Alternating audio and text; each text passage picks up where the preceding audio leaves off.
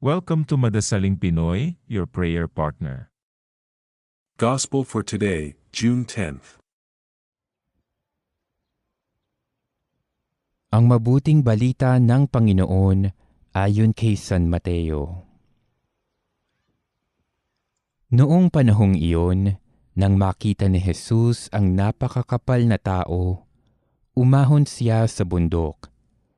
Pagkaupo niya'y lumapit ang kanyang mga alagad at sila'y tinuruan niya ng ganito. Mapalad ang mga aba na wala nang inaasahan kundi ang Diyos, sapagkat makakasama sila sa kanyang kaharian. Mapalad ang mga nahahapis, sapagkat aaliwin sila ng Diyos. Mapalad ang mga mapagpakumbaba, sapagkat tatamuhin nila ang ipinangako ng Diyos.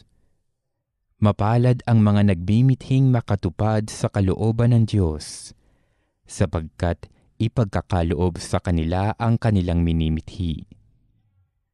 Mapalad ang mga mahabagin, sapagkat kahahabagan sila ng Diyos.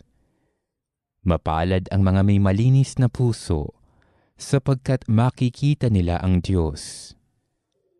Mapalad ang mga gumagawa ng daan sa ipagkakasundo, sapagkat sila'y ituturing ng Diyos na mga anak niya.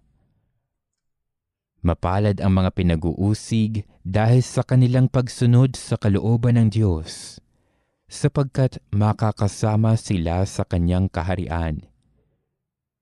Mapalad kayo, kapag dahil sa aki inaalimura kayo ng mga tao, pinag-uusig at pinagwibikaan ng lahat ng uri ng kasamaan na pawang kasinungalingan.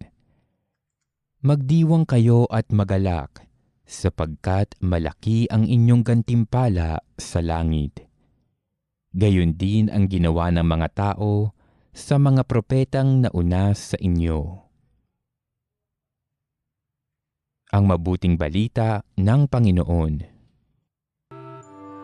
Atin ang napakinggan ang salita ng Diyos na sana'y magsilbing gabay sa atin para sa araw na ito.